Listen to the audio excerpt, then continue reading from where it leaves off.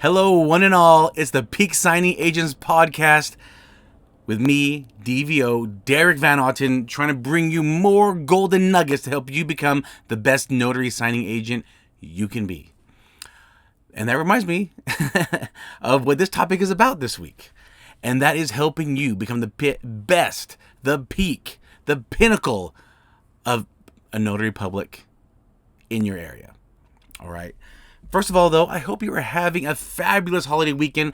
I'm actually just coming off of Thanksgiving weekend at the time of this recording. By the way, I had a great Thanksgiving. It was one of my favorite holidays. Going into Christmas, which is my favorite holiday. Give you a little bit of background. I actually had some closings on Black Friday and the weekend of Thanksgiving.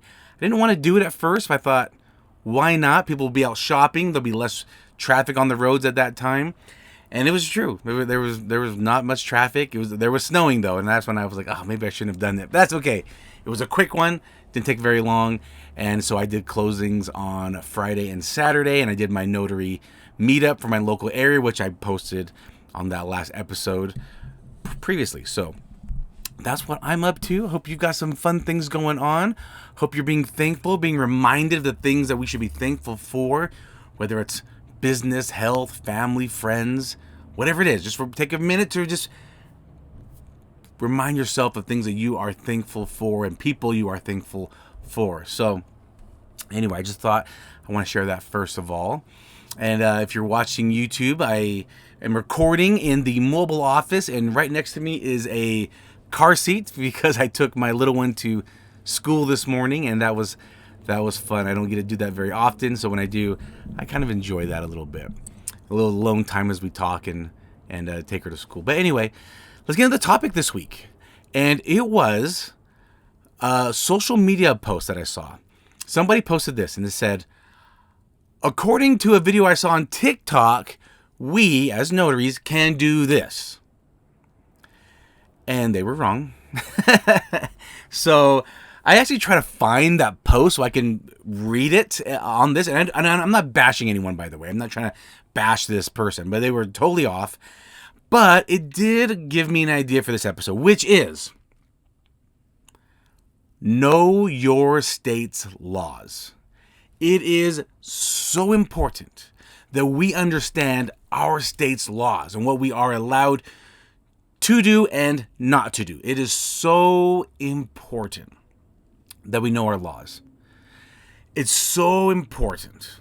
I actually will have my clients, my escrow officers will actually send me a text sometimes and say, hey, are we allowed to accept this form of ID, or what are we allowed to do here? They ask me for the laws. And I love that. I love that they feel like they can come to me for that type of information. It just, again, shows that I can bring more value to my clients. But I'm just saying to you, listening and watching, that I know my state laws inside now. As a signing service owner, it gets frustrating. The things I see get returned back to me. Let me share with you some examples. I just had a notary just recently, just in the last within a week. Me and my client are based here in Utah. She was a signing agent in Florida, doing a loan signing. And some of the documents in the notary block, in the venue, said state of blank, county of blank. Okay? And the notary filled it in. State of Florida, county of whatever county they were in. Then a couple other forms said state of Utah, county of blank. And the notary wrote in the county of where the property was located. So I'd call her up and say, hey, please strike through that, initial that, and make that change. And then she had like a question, and I had to actually say, notary, this is Notary 101. This is Notary 101. When I took my test to become commissioned in my state, one of the questions was about the venue block. It is not where you are commissioned as a notary. It is not where the property is located. It is where you physically are at the time of the signing, of the notarization. It is where you are physically at. And this was a question in my exam. And I have a strong feeling that in almost every state's exams, that question is there. And I had to remind them, this is Notary 101. And I get a little frustrated with the notaries, but I don't get frustrated at my escrow officers when they ask me for some reason. I think it's because I know the process, right? Like, they became assistants at one time or they worked at an escrow title company. And then they kind of went through the process of that title company, which was, okay, now go take your commission test. And then now you're a notary and whatever. Like, in my state, you're not required to have a journal. And no escrow officer that I know of keeps a journal. And I'm like, oh man, I would definitely keep a journal. But that's just, that's me. They're not required to. But I know they kind of follow their company's guidelines. And so, and they've been notaries for 20 years, and sometimes they don't remember the laws. But I believe we, as notaries public and as loan signing agents, we should always know our laws. I think that's crucial. But I've also had great situations where I've called a notary and said, hey, I have a client in Florida. The property's in Florida. They need 2 witnesses on the deed. You can be one. And they say, no, I can't. I said, what do you mean? I'm in, I can't remember the state off the top of my head now. Kansas. I'm in Kansas. I'm not allowed, or maybe Missouri. I can't remember. But we're not allowed to be witnesses as well as notaries. I said, well, the property's in Florida, title company's in Florida, and they said it's okay. And the notary said, nope, I can't do it. And I was able to go to their website, the state website, and look, and that notary was right. I'm like, thank you for knowing your laws. I had another Florida notary, actually, and she said, hey, all your verbiage in the notary block, it's not permissible in Florida. Like, this is Utah verbiage, and it's not Florida verbiage. I can either attach a loose certificate or I can write on it. Which do you prefer? They knew their notary laws. I'm like, thank you for asking. Thank you for knowing your notary laws. I appreciate that. So I got good and bad stories on both ends, but it's important because we are dealing with huge transactions. I had to conduct an oath for somebody adopting a child, a baby. How important is it for me to make sure I know how to conduct an oath for my state? If I don't perform it right, the judge is not going to permit this, and they're not going to be able to adopt the child they love. First-time home buyers.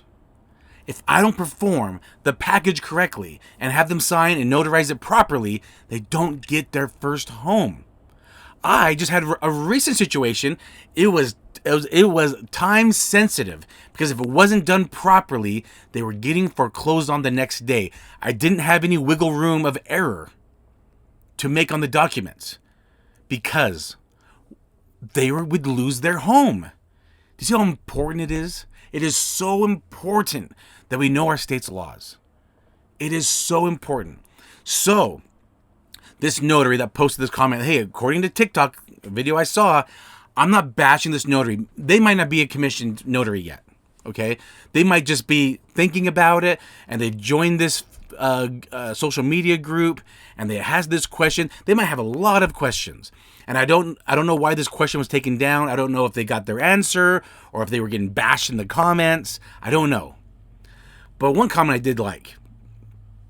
What I saw were respectful comments. That's what I saw. But I don't know what happened after I didn't look at it anymore. But one person made a great comment, and they said, hey, there's a lot of quote-unquote notary coaches out there on social media, and they're just trying to get you to get interested in buying a course. And I said, yeah, that's a good point too. Make sure if you're following any notaries on social media, and they're the type they're giving notary tips, make sure it's coming from a reliable source. Which gets me to another topic. If you are a notary public and you are becoming a loan signing agent, why are you putting notary tips out there? And I'll tell you what, I'm guilty of it. My coach, Mark Wills, the loan signing system. And if you're interested in becoming one of his students, click on the affiliate link.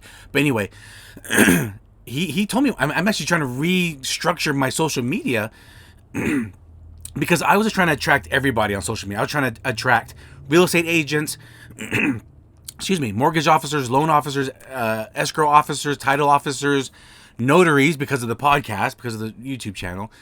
And he just said, like, who are you really trying to attract to your page? Like, where are you trying to get your business from?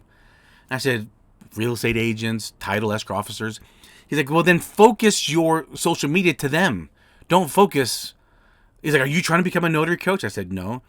He's like, then stop trying to focus towards notaries. I'm like, oh, great point. That's what the podcast is for. The podcast is for notaries. So I'm like, oh, great point. I need to restructure my social media. So that's just a hint for you guys. If you're not trying to be a notary coach, what's the point of putting notary tips out there? Maybe question. I'm like, okay, good point. But anyway, if anyone is trying to be a notary coach and trying to be a notary mentor, just look at the source. Are they reliable? Have they seen success? Do they have a lot of people following them? Like, just be careful. Question everything. Question everything. Feel free to question me. Feel free to question the information I put out there. If I say something wrong, feel free to go to YouTube and put a comment on it. I respond to every single comment. I'll admit if I'm wrong. It doesn't hurt my feelings at all. I got tough skin. Question everyone. Question everything being said out there. Okay? I'm just saying. I'm not saying that people are out to get you. I'm not saying anyone's wrong. I'm just saying question. You should question everything, in my opinion, anyway. No matter who it is, government, your boss. I mean, I question everybody. that's just me, though. Anyway, and I'm sure this person that posted this, they probably weren't seeing. I don't know who they saw. I actually don't know who it was that they watched. But question everything, and they, if you feel like this podcast, this YouTube channel is actually valuable, it will help notaries like that find it. So if you can follow real quick, just follow, subscribe, leave comments, share it. Hey, that helps me. That helps the notary community when you do that. So they can find great information, I hope, like this podcast is providing. That's what my hope is. So question everybody, question social media. Don't question Google. I mean, if you put questions in Google, again, question who you're getting that answer from, that information from. Just be in fact, I'm going to say something controversial here. Also question information you get from the NNA, the National Notary Association. Because I'm sure people who are maybe not quite notaries yet, or they're thinking about, are finding this YouTube and podcasts and learning about this. But the National Notary Association, they are a great resource. I like the NNA, don't get me wrong. I'm just saying question what they tell you. Some people call with questions. In fact, you probably should get that answer yourself from your handbook. But anyway, question them as well. Like, they don't always have the answer. They're not law. Reminding you that too. The NNA is not law. Your law, your state's laws supersede everything, by the way, all right? They supersede everything. Always follow know how to get to your laws. I know exactly the website to go to. I know the website and where to click to get my handbook from my state. And if I have a question, that's where I go. I have a membership to the NNA, and the NNA is trying to provide value, right? They know people are paying $100 a year to become members, and people want answers. But there's so many people that have told me, hey, I called the NNA, they gave me an answer and said, but make sure you follow your state's laws, all right? Because they're covering their butt too. Just, if you know your laws, you'll be good. If you've got an ambassador in your state you can go to, and also cross-reference that with the NNA, hey, now you're cross-referencing. That works. That's fine. Know your state's laws. That is what I'm really trying to emphasize on this episode. Know them inside and out. If you haven't read it in the last 2 or 3 years, it's time to read it again. It doesn't hurt to get refreshed on your state's laws. It's easy to get comfortable. We've been doing this for a while. I've been a notary since 2017, so 6 years I've been a notary. It's easy to just get in my rhythm and get comfortable with what I do day to day, but then sometimes things arise. For an example, I was at a closing, a loan signing. The wife did not have her ID. She left it somewhere. She had another ID that had her maiden name. That very helpful, because that's not what's on the documents. And then they said they have a marriage certificate. I'm like, let me see your marriage certificate. And they go, well, it's not really a marriage certificate. It's a letter stating we intend to get married. I'm like, well, that's not a marriage certificate. So I had to call the lender, call the title company. And I'm like, I don't feel comfortable doing this. Like, the deed the deed of trust that I will be notarizing is listing this person's name as such, and that does not match their ID. I just don't feel comfortable with it. I don't budge on my state's laws. It's not worth it to me. It's not worth it to just say, okay, I'll let this one go. It's not worth it to me. Now, if the documents say Mike and the person's name is Michael, same last name, picture matches, hey, I'm okay with that because I know a lot of Michaels go by Mike for short, okay? I'm okay with that, but there's some things I just will not budge on. And then, funny enough, another escrow officer called me asking me the same question I was going through, and it's because the loan officer, he uses a few different title companies. He actually reached out and said, hey, I got this notary. He's not accepting it. What would you do in this case? She's like, oh gosh, I don't know. Let me ask my notary what he would do. And I'm like, I'm actually the notary at this signing that won't accept this. Because, anyway, we got through it. We worked it out. And just so you know, don't do what I'm telling you. This is just because this was approved. The mortgage company comes back and say, hey, are you okay if she signs her name and then also signs FKA, formerly known as, and then puts the other name?